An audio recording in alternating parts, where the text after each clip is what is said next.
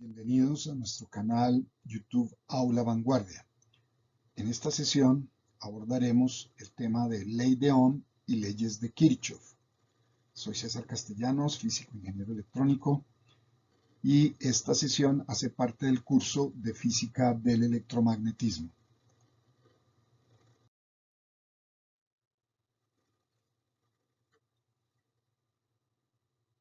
Estudiaremos primero que todo la ecuación de conductividad eléctrica, o también denominada ley de Ohm, puesto que fue descubierta por el señor George Ohm en el siglo XIX,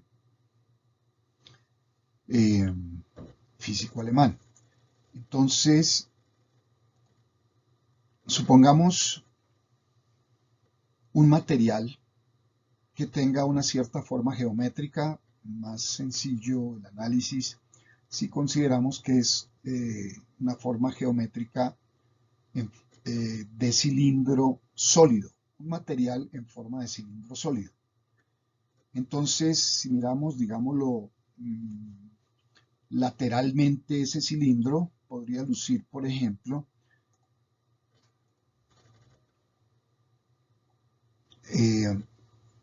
acá en azul claro, digámoslo así, tenemos una porción de ese cilindro con una cierta longitud L.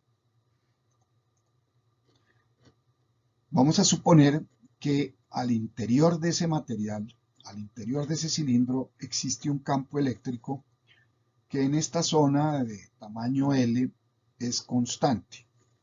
Entonces, el campo eléctrico acá es igual al campo eléctrico acá y al campo eléctrico acá, etcétera, etcétera. En toda la zona de longitud L de ese cilindro, el campo eléctrico es constante. Entonces, podemos ver simplemente para visualizar un poquito más el objeto, verlo en perspectiva. Entonces, aquí tenemos el mismo cilindro con la misma longitud y el mismo campo eléctrico en ese tramo de longitud L. Pero acá podemos ver que la sección transversal del cilindro, que tiene asociada una cierta área transversal, que la voy a llamar A sub ST, sección transversal significa ST. Entonces, podemos ver en esa perspectiva esa sección transversal de este cilindro. Muy bien, entonces, en todo material, en el interior del material se pueden hallar cargas eléctricas que son libres de moverse dentro del material.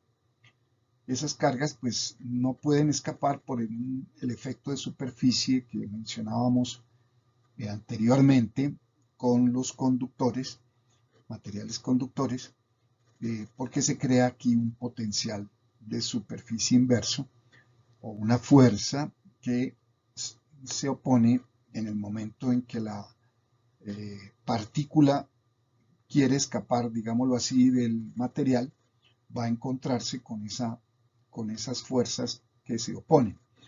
Ese efecto solamente se puede explicar de manera plena utilizando la física cuántica. Pero por el momento nosotros vamos a aceptar de que efectivamente estos electrones se pueden mover libremente en el interior del material, pero no pueden escapar del material.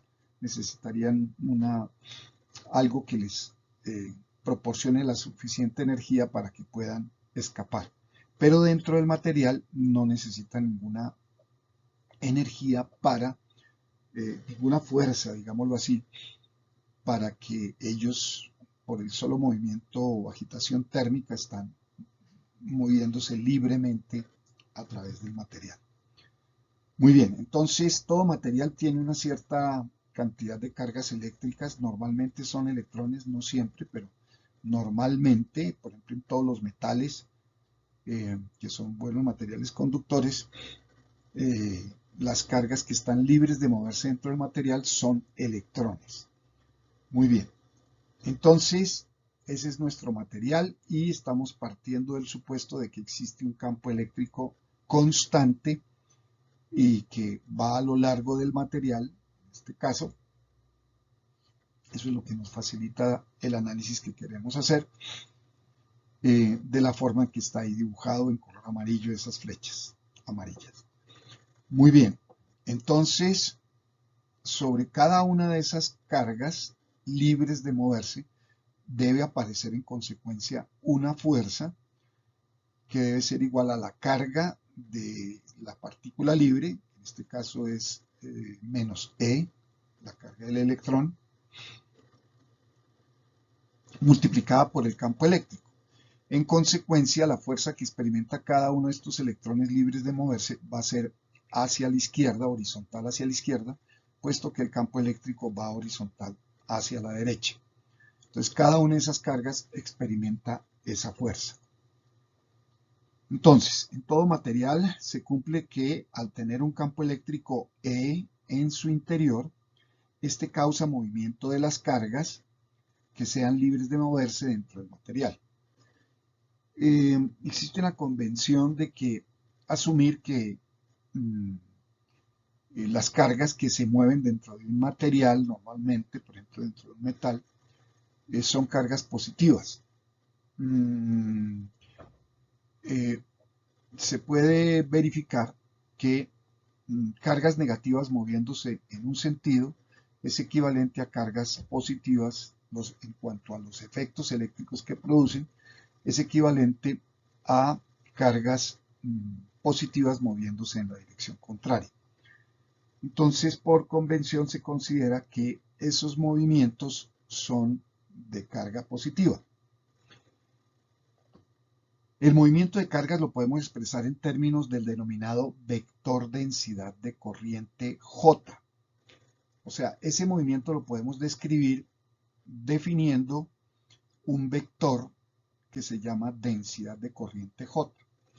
Ese vector densidad de corriente J, su magnitud nos dice la cantidad de coulombios, o sea, la cantidad de carga eléctrica que pasa a través de una unidad de área que sea perpendicular al movimiento de las cargas, de los coulombios, en un segundo. Entonces, ¿cuántos coulombios pasan a través de esa unidad de área en un segundo? Eso es lo que me da la magnitud de ese vector. La dirección de ese vector, pues es la dirección perpendicular a esta área a través de la cual están atravesando esos coulombios. Entonces, el movimiento de carga lo podemos describir de una manera muy precisa, utilizando en consecuencia esta definición del vector densidad de corriente. Entonces nos dice los coulombios que se mueven a través de una unidad de área, perpendicularmente a esa unidad de área, cada segundo. Pero los coulombios sobre segundo, a eso se le denomina amperios. Coulombs por cada segundo son lo que llamamos amperios. Entonces aquí esta misma cantidad la podríamos expresar como amperios sobre metro cuadrado. Los amperios los designamos, por ejemplo, con la letra I, que significa corriente eléctrica. Entonces, hablar de amperios es de hablar de corriente eléctrica. Entonces tendríamos amperios, corriente eléctrica, por unidad de área o sobre área. Entonces esas son las unidades del vector densidad de corriente.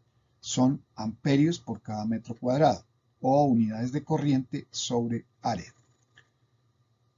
Y pues que los amperios se definen como coulombios sobre segundo. Muy bien. Entonces la magnitud de ese vector densidad de corriente, pues ya sus unidades ya dijimos que son coulombios sobre segundo metro cuadrado o amperios sobre metro cuadrado.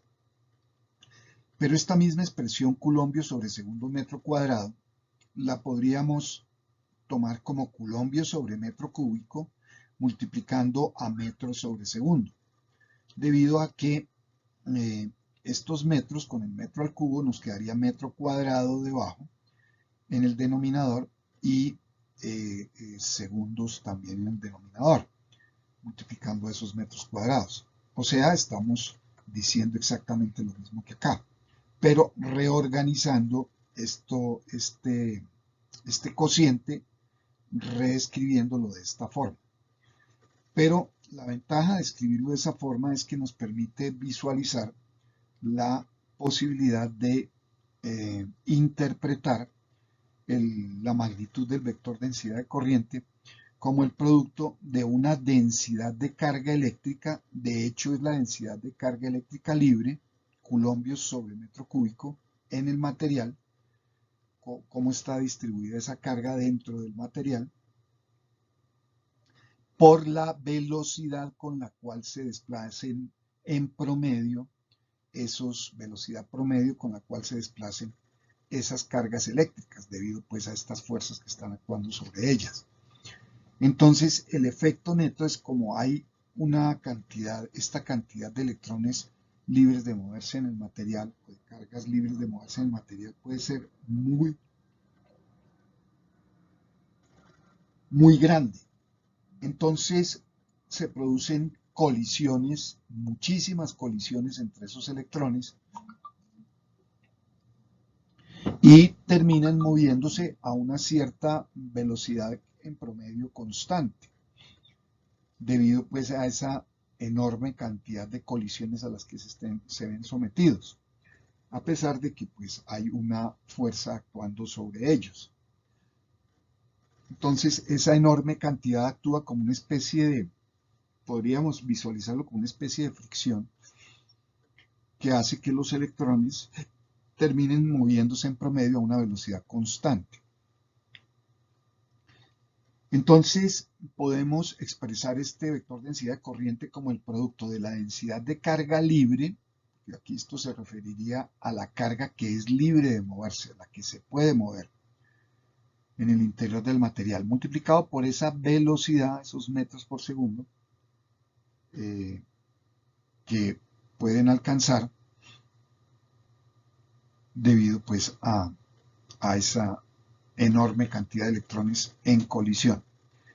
Entonces, podemos reescribir esa magnitud del vector J, vector densidad de corriente, como el producto de ρ sub L, la densidad de carga libre, por la velocidad promedio con la cual se pueden desplazar a lo largo del material. Muy bien, entonces, en muchos materiales, incluidos los metales, se cumple que el número de cargas que se mueven en un determinado intervalo de tiempo es directamente proporcional al campo eléctrico. Entonces, para muchos materiales eso se cumple.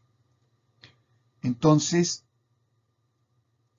la densidad de corriente, el vector de densidad de corriente, será en consecuencia directamente proporcional al campo eléctrico que exista en el interior del material.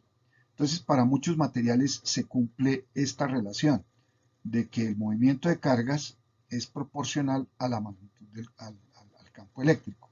De hecho, pues a esto lo que nos está diciendo es que el movimiento de cargas siempre va en la dirección del campo eléctrico por propiedades de vectores. La dirección de este vector es la dirección del campo eléctrico y en consecuencia es la dirección del movimiento de cargas.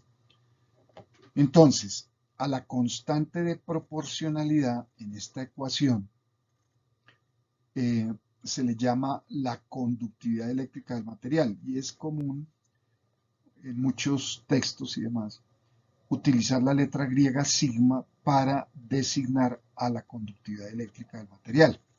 Pero hay que tener aquí pues cuidado, porque habíamos ya utilizado la letra sigma para designar la densidad superficial de carga, coulombios por cada metro cuadrado, en una determinada superficie material o en un material. Entonces, este sigma no tiene nada que ver con ese sigma anterior de densidad superficial de carga, coulombios por cada metro cuadrado. No tiene nada que ver este sigma con ese sigma. Entonces, de aquí podemos despejar de esta ecuación, podríamos despejar sigma precisamente para ver qué unidades tiene.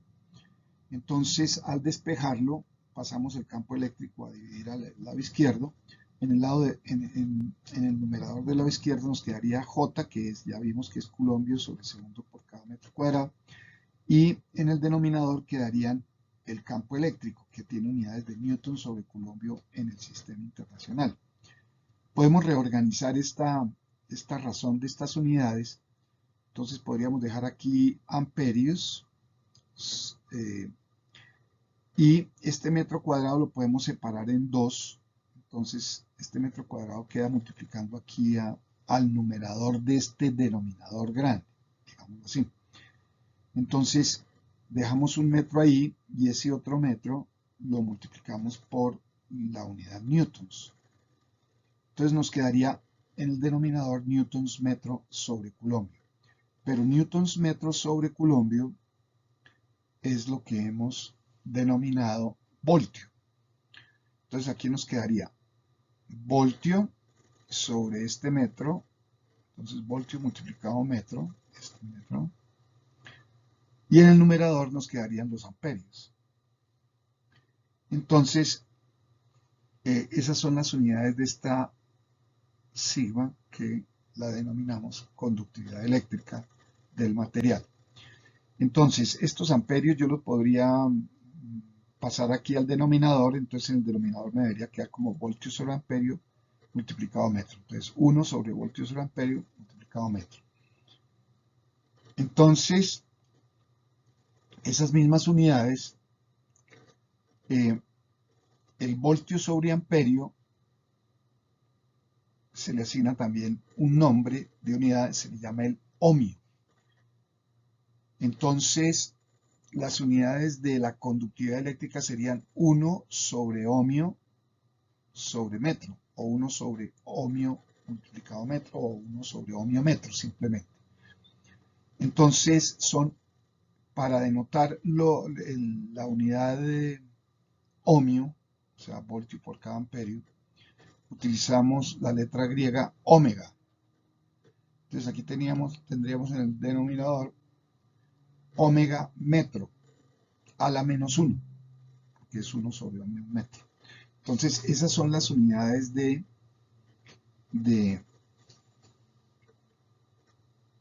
la conductividad eléctrica.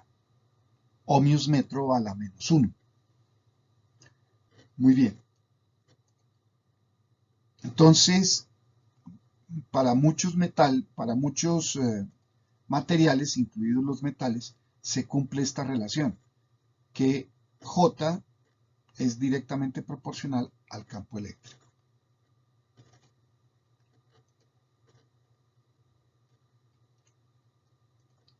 A esta relación entre el vector densidad de corriente y el campo eléctrico se le denomina la ley de Ohm. Entonces, J igual a sigma por E es igual a la ley de Ohm. Es la expresión de la denominada ley de Ohm.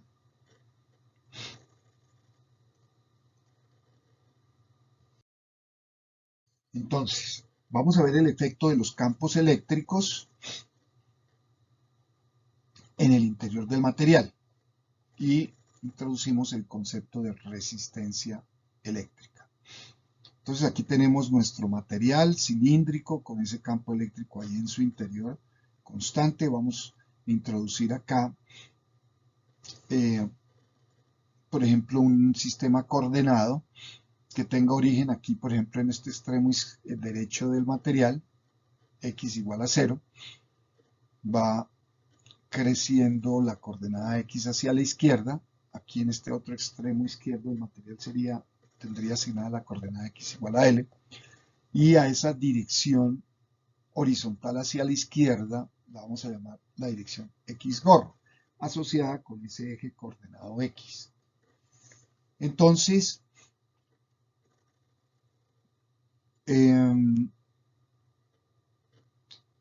aquí pues tenemos resumen de los resultados anteriores,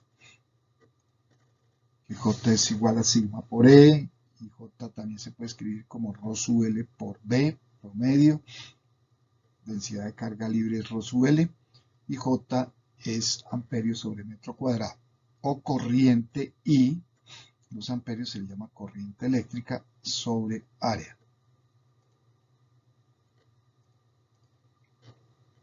Entonces, queremos ver cómo se comportan los potenciales eléctricos en el interior de ese material o en puntos de ese material, mejor. Entonces,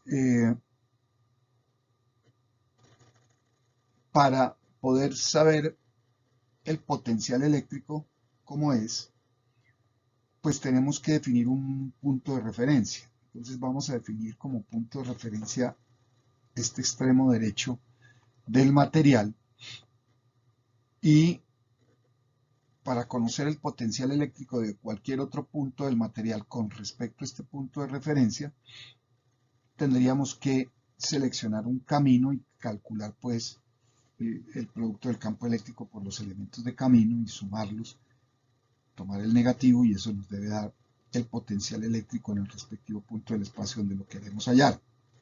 Entonces,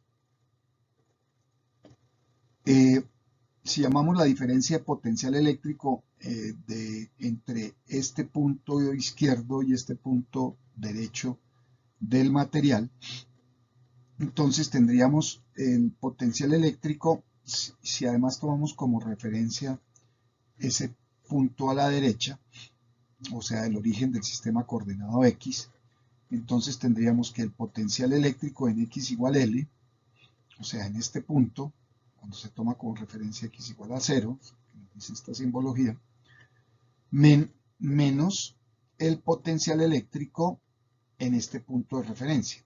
Pero el potencial eléctrico en un punto de referencia siempre es 0. El potencial eléctrico siempre es 0. Entonces, esta diferencia pues será igual a este valor. Y este valor, este potencial, por definición es punto de referencia en X igual 0, es el negativo de este producto o este trabajo por unidad de carga. Entonces, este potencial, por definición, es esta cantidad. Es el negativo del trabajo por unidad de carga a lo largo de una trayectoria que se inicia en X igual a 0 y termina en X igual L. Entonces, los elementos de camino son estos hasta llegar al punto donde queremos hallar el potencial eléctrico. Fíjense ustedes que si yo tomara cualquier otro punto sobre esta tapa y quisiera hallar el potencial de cualquier otro punto sobre esa tapa, pues tendría que hacer lo mismo, trazar una línea recta y hacer el cálculo. Pero miren ustedes que cualquier punto tendría asociado exactamente la misma integral. Entonces quiere decir que cualquier punto a lo largo de esta tapa, digámoslo así, ¿sí? Estamos hablando de esta tapa aquí, puntos en esta tapa, debe estar al mismo potencial eléctrico que cualquier otro punto en la tapa. Entonces, todo punto acá en el extremo izquierdo o en esa tapa izquierda va a estar al mismo potencial que el potencial eléctrico de este punto inferior. Muy bien. Entonces, por eso deducimos que la tapa es un área equipotencial y esta otra tapa pues también es un área equipotencial. Entonces, si aquí el potencial de este punto inferior es igual a 0, es decir, por el hecho de tomarlo como referencia, el potencial de cualquier otro punto en la tapa también tiene que ser 0. Muy bien, entonces podemos llevar a cabo esta integración para conocer este potencial eléctrico. Entonces, el campo eléctrico dijimos que era constante y que va en la dirección menos X gorra, porque el campo va hacia la derecha horizontalmente y en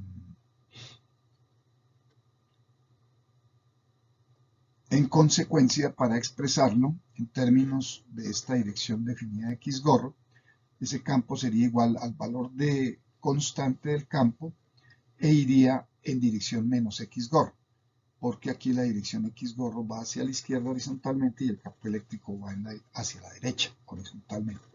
Entonces va en dirección menos X gorro, de acuerdo a esa definición de X gorro.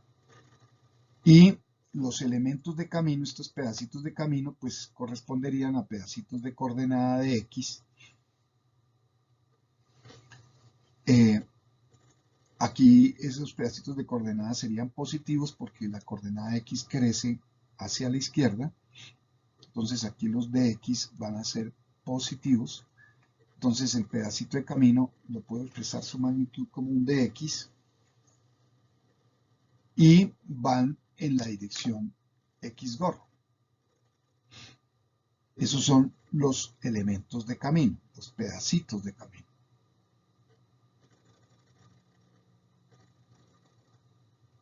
Muy bien, entonces tendríamos este integrando e menos x gorro por dx en dirección x gorro. Aquí tendríamos menos por menos da más, nos quedaría e de x, el producto de las magnitudes de estos dos vectores.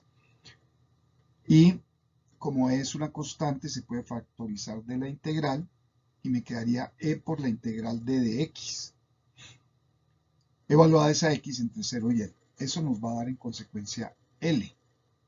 Entonces el resultado de esta integral es E, la magnitud del campo eléctrico en el interior del material, por L.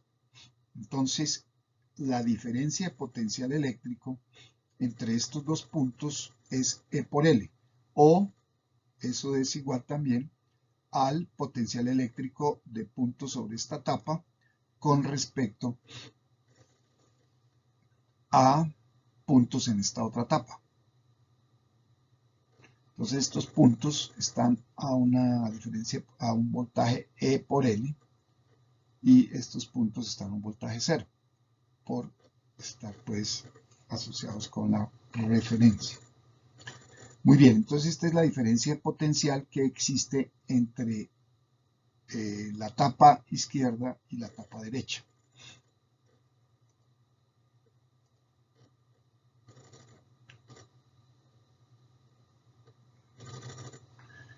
Bueno, igualmente,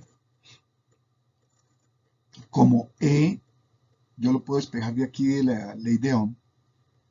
Si despejo E, me quedaría J sobre sigma. Entonces, J sobre sigma en magnitud por L. Pero J a su vez es corriente sobre el área de la sección transversal. Entonces sería corriente sobre el área de la sección transversal. Aquí queda en el denominador sigma. Y aquí va esto multiplicado por L.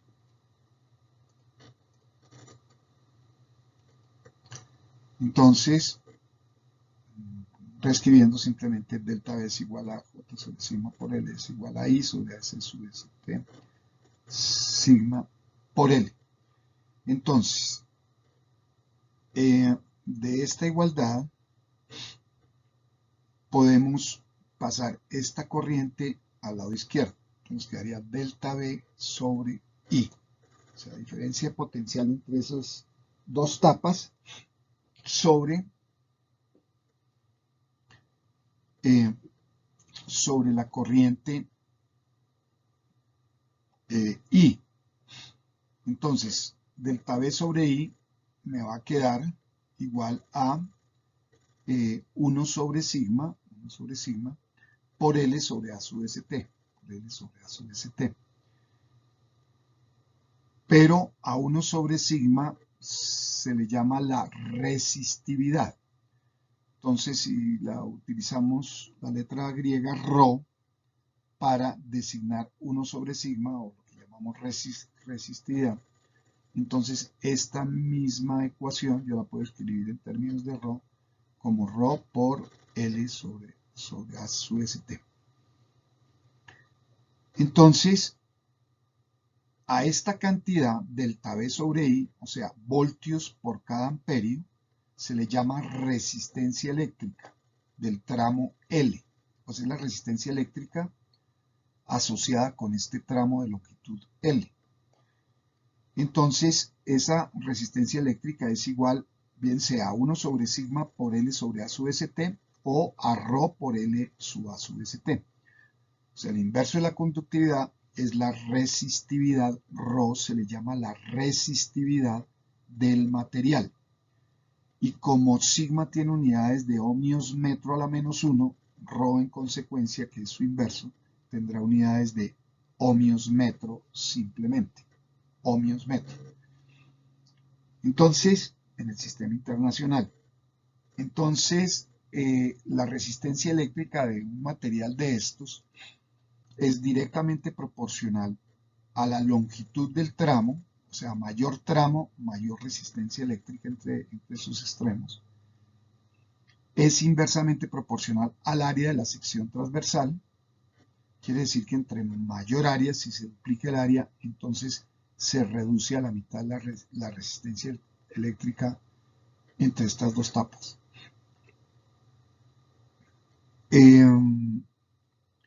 Y directamente proporcional, por supuesto, a la resistividad. Entonces, este es un comportamiento general de estos, de lo que llamamos resistencia eléctrica entre dos puntos de un material. Entonces, en ese caso, esa resistencia eléctrica está asociada a este tramo de longitud L mayúscula.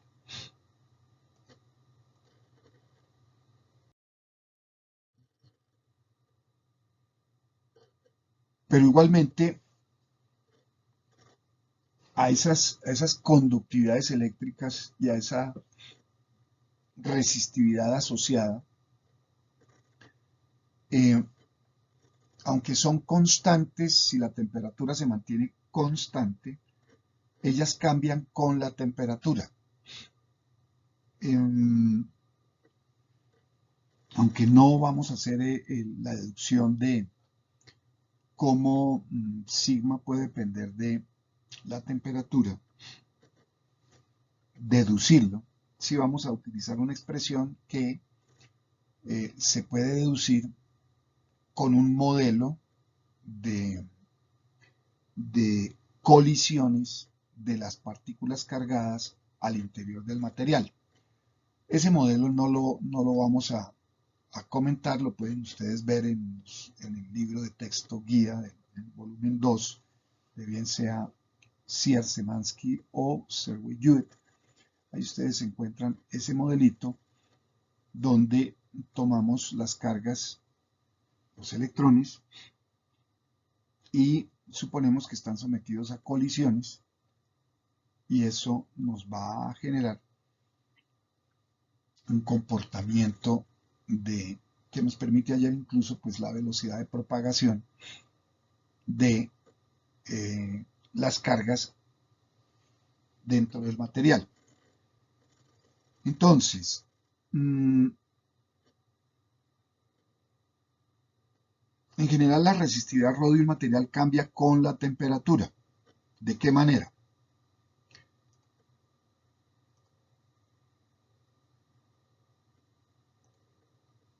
Entonces, ρ es la resistividad del material, va a ser igual a ρ sub 0, que es la resistividad de ese material en una cierta temperatura de referencia o inicial, que vamos a llamar T sub 0.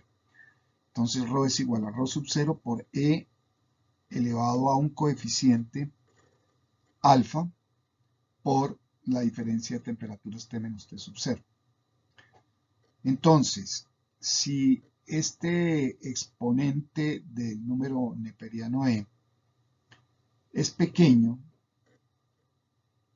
es decir, si T es cercano a T sub 0, o sea, si no tenemos temperaturas muy altas comparadas con la temperatura inicial, entonces esta exponencial se puede hacer igual a E más alfa por T menos T sub 0. O sea, igual a 1 más alfa por T menos T sub 0. Este ρ sub 0 está multiplicando a ambas cantidades acá. Y esto es válido, esta es una aproximación con respecto a este exponencial, válida cuando T es cercano a T sub 0. Entonces, ρ sub 0 es la resistividad a una temperatura de referencia o inicial T sub 0 y alfa es el denominado coeficiente de temperatura de resistividad característico de cada material. Entonces,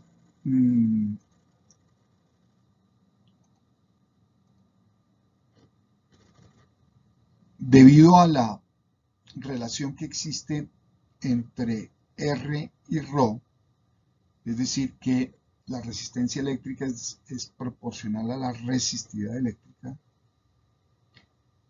entonces, si ρ se comporta de esta manera con la temperatura, entonces la resistencia eléctrica se debe comportar de esta misma forma y debe tener esta misma aproximación cuando T es semejante a T sub 0.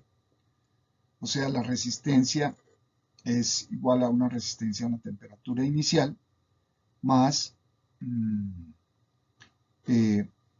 esa resistencia a esa temperatura de referencia R sub 0 por alfa por T menos T sub 0.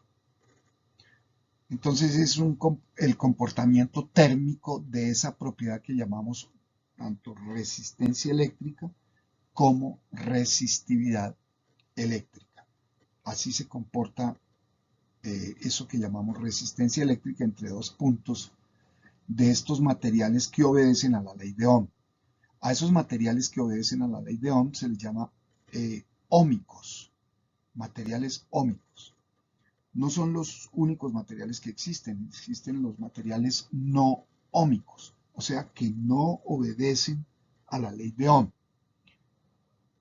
como por ejemplo los materiales semiconductores. Ellos no obedecen a la ley de Ohm. Muy bien.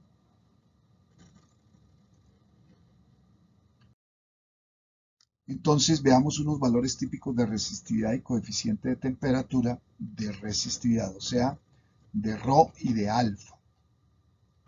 Entonces nuevamente tenemos aquí nuestro material y vamos a ver unas tablas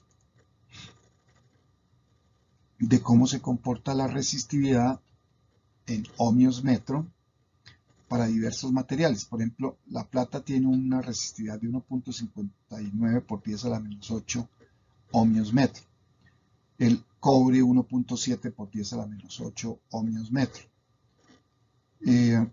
Veamos por aquí materiales, el platino 11 por 10 a la menos 8, el plomo 22 por 10 a la menos 8, es decir, que es mucho más resistivo el plomo que lo que es la plata, por ejemplo. De 22 a 1.59, es casi 15 veces, 12 veces la resistividad del plomo, es 12 veces la resistividad de la plata. Por ejemplo, aquí tenemos materiales como el germanio o el silicio, que se utilizan como materiales semiconductores. Entonces, aquí tendríamos una resistividad mucho mayor que la resistividad que presentan los materiales metálicos. 0.46 está del orden de 10 a la 8 veces más grande la resistividad de estos materiales semiconductores, germanio y silicio, que la resistividad que poseen los metales. El vidrio, por ejemplo, sí tiene una resistividad muy grande, del orden de 10 a la 10 a 10 a la 14. Es muy, muy grande su resistividad, es decir, se opone evidentemente al movimiento de cargas.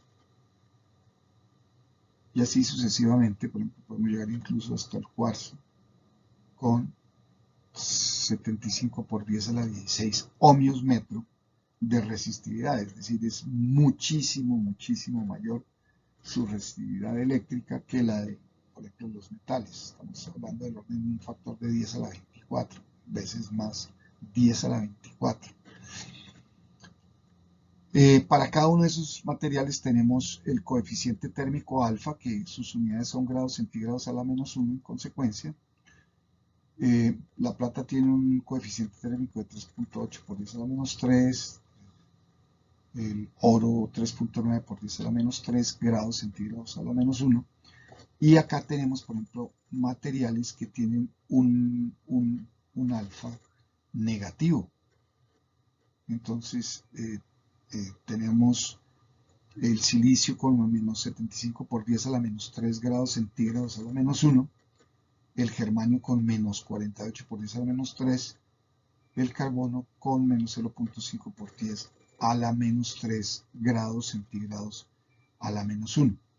Entonces vemos el amplio rango de valores que tienen estas dos, la resistividad específicamente, y el coeficiente térmico que cambia de signo para determinados materiales.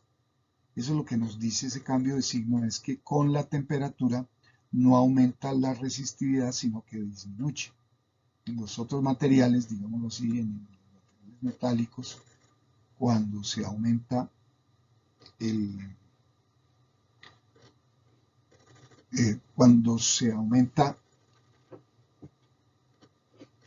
la temperatura, no aumenta la resistividad, sino que disminuye. Muy bien. Entonces, introducimos ahora las denominadas leyes de Kirchhoff. Las leyes de Kirchhoff son las leyes que gobiernan los circuitos eléctricos.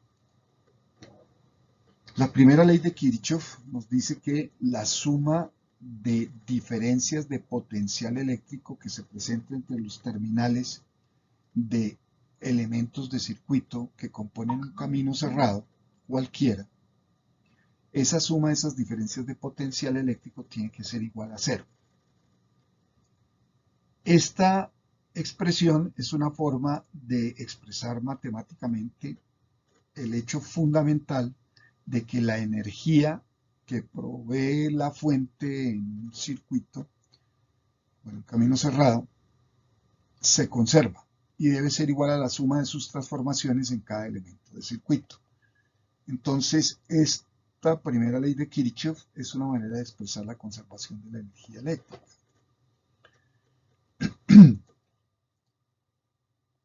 La segunda ley de Kirchhoff nos dice que la sumatoria de corrientes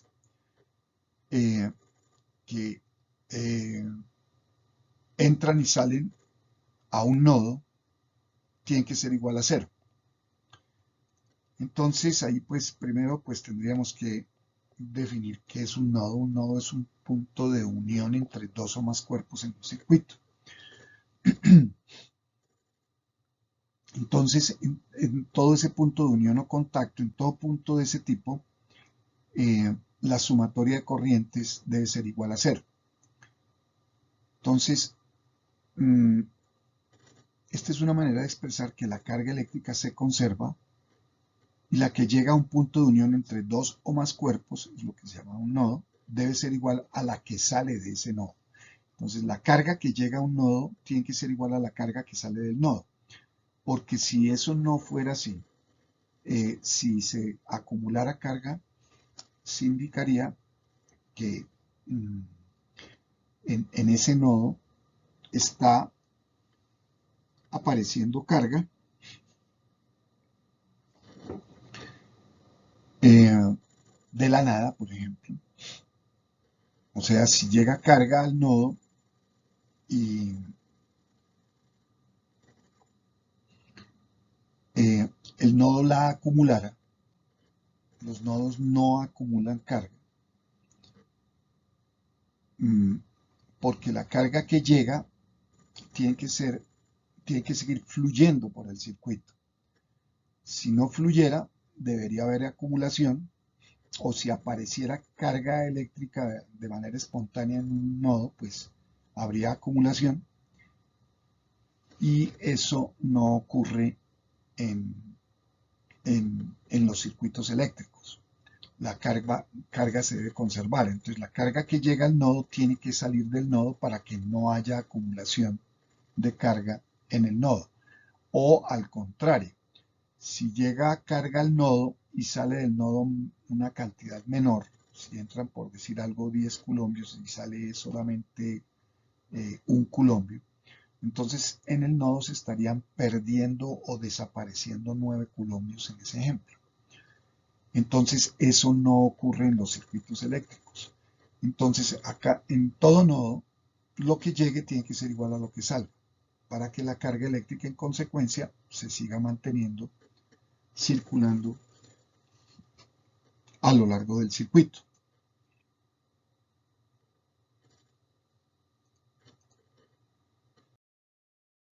Entonces, con respecto a la primera ley de Kirchhoff, para ilustrarla, entonces la suma de las diferencias de potencial eléctrico entre terminales de elementos de circuito, es decir, de cualquier camino cerrado conformado por elementos de circuito, debe ser igual a cero. Tomemos un ejemplo sencillo. Supongamos que aquí tenemos un elemento de circuito activo. Activo significa que produce energía eléctrica. Entonces acá una fuente de voltaje es un elemento activo porque ella está generando energía, voltios.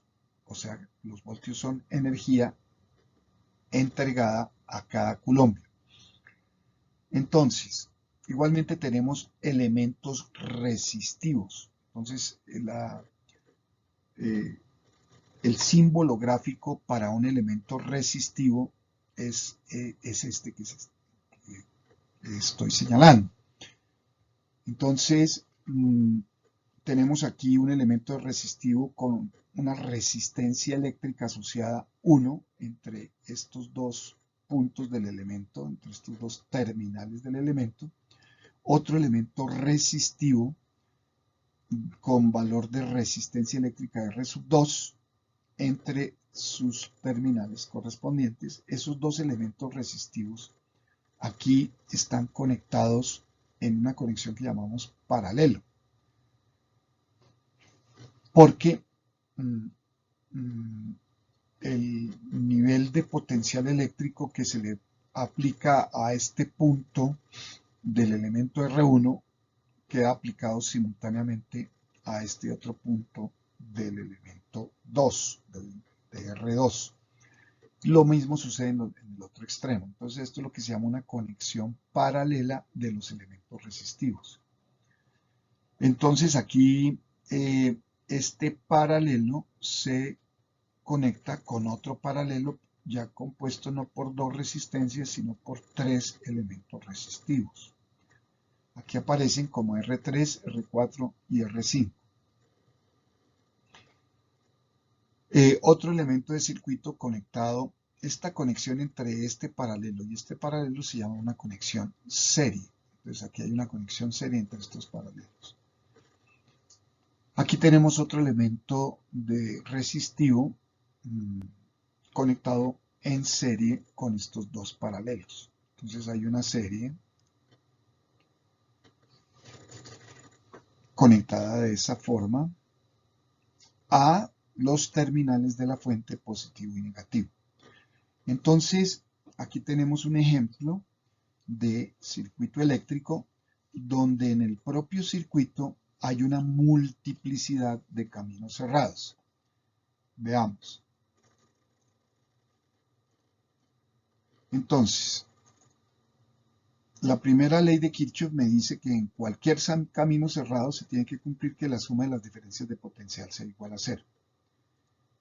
Entonces, si tomamos, por ejemplo, un camino cerrado que se inicia aquí en el terminal negativo de la fuente de voltaje con valor B sub DC, y vamos recorriendo ese camino en el sentido de las agujas del reloj. Entonces, si ese camino lo escogemos que vaya por la resistencia R1, continúe por la resistencia R5, pase aquí por la resistencia R6, regresando al punto de inicio. Entonces, si aplicamos la primera ley de Kirchhoff, tendríamos otras posibilidades de caminos, por ejemplo, son los que estoy pintando aquí en verde. Estos son caminos cerrados también. Pero veamos que este circuito tiene 10 caminos cerrados. En cada uno de ellos se debe cumplir la primera ley de Kirchhoff. Entonces, en este camino cerrado se debe cumplir, en este camino en amarillo se debe cumplir, en este camino aquí en verde se debe cumplir, en este otro camino también, o en este otro camino también. En total, si ustedes exploran, deben hacerlo, debe haber 10 caminos cerrados. ¿Sí? Muy bien. Entonces, algunos de esos caminos, 3 ejemplos de caminos ahí en ese circuito, sería este camino en amarillo, comprendido por la fuente, por R1, por R5 y por R6.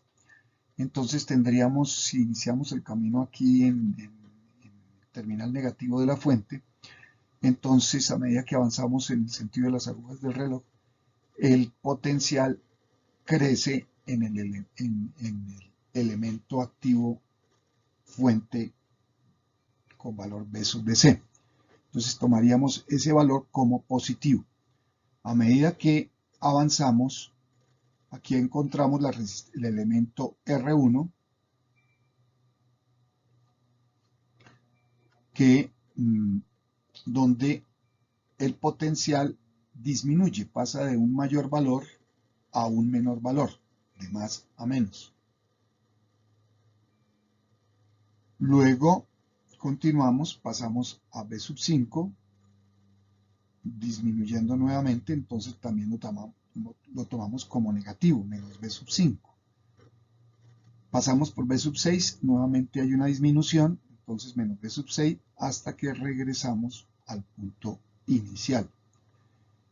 Kirchhoff nos dice que esta suma, que aquí aparecen elementos positivos y negativos, esa suma debe dar igual a 0.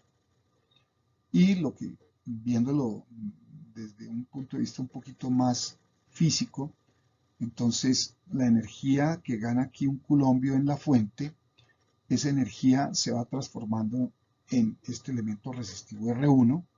Aquí hay una transformación, implica una disminución de esa energía eléctrica de ese culombio en un valor B sub 1.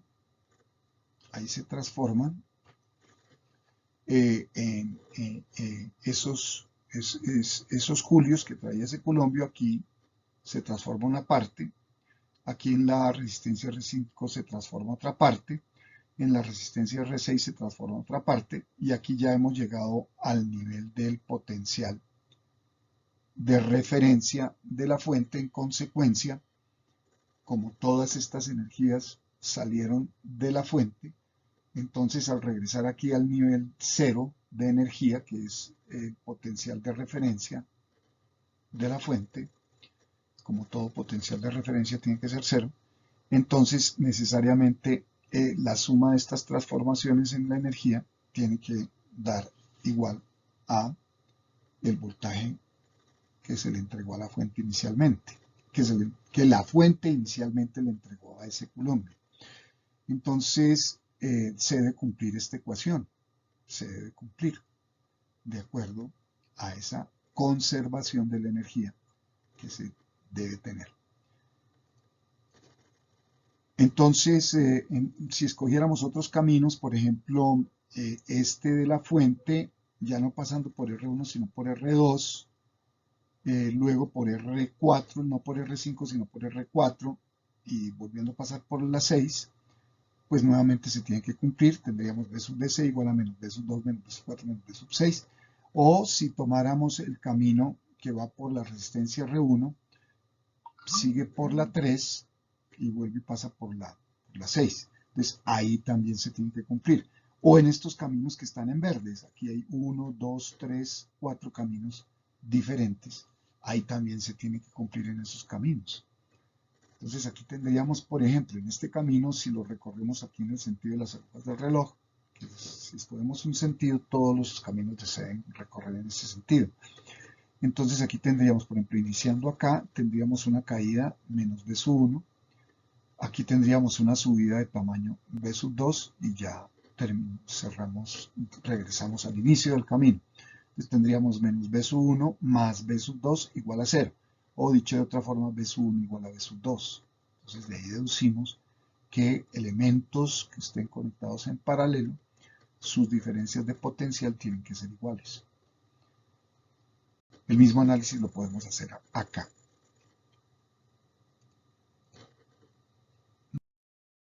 Bien. Sobre la segunda ley de Kirchhoff, definición de nodo. Punto de unión o contacto entre dos o más cuerpos en un circuito. Entonces acá, en este circuito, por ejemplo, aquí tenemos un cuerpo, sería este alambre que está uniendo, está llegando al terminal aquí izquierdo de este elemento resistivo R1. Entonces tendríamos aquí este alambrito, ese es un cuerpo. Aquí tendríamos otro alambrito que une el terminal de la izquierda de R2 con este punto y tendríamos este otro alambre que viene desde el terminal positivo de la fuente a este punto.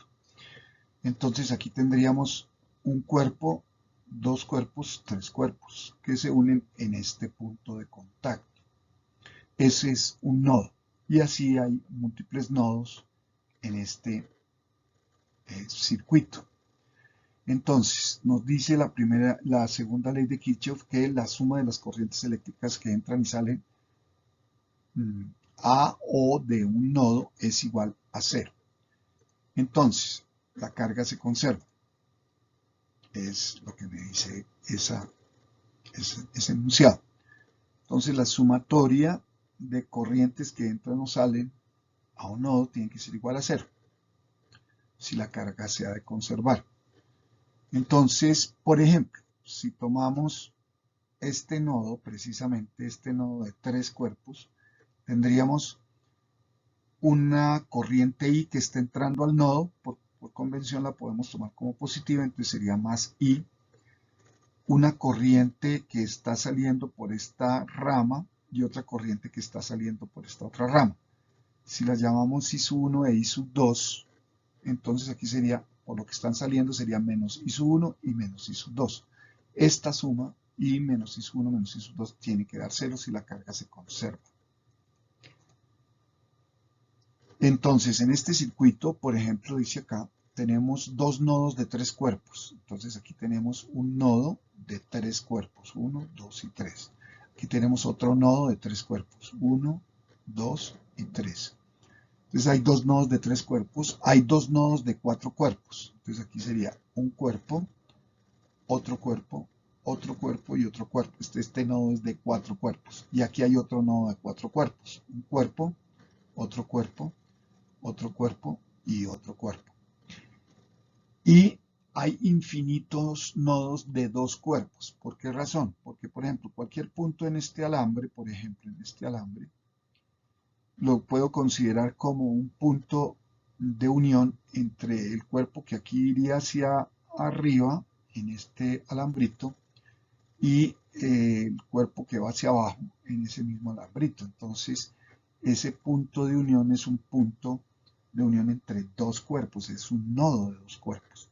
Entonces, como cualquier punto acá se puede tomar a lo largo del hilo, se puede tomar como nodo de dos cuerpos, pues hay un infinito número de nodos de dos cuerpos en cualquier elemento de camino, cualquier alambrito.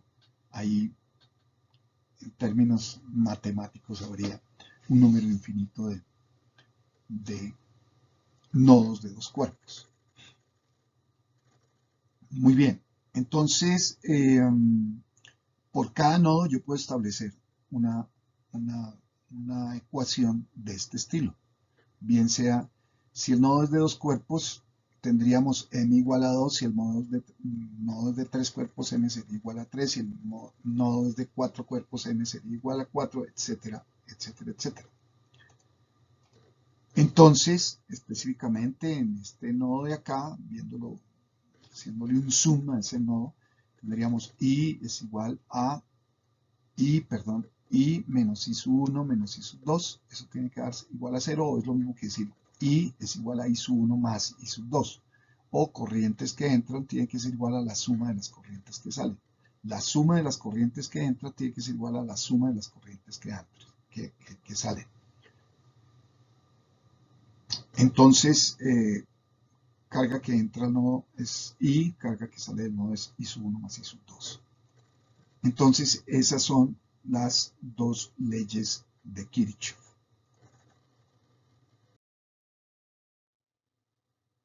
Amigos, espero que esta sesión les haya sido útil. Si tienen dudas o les interesa algún tema específico, escríbanme al canal en los comentarios y podré responderles con un curso de interés o un video despejando dudas. Si este video les fue útil y de su agrado, déjenme un me gusta y compártanlo con amigos interesados. Nos vemos en la próxima sesión. Igualmente los invitamos a suscribirse a nuestro canal Aula Vanguardia de YouTube para que estén recibiendo notificaciones cada vez que se suba al canal un nuevo video o una nueva actividad.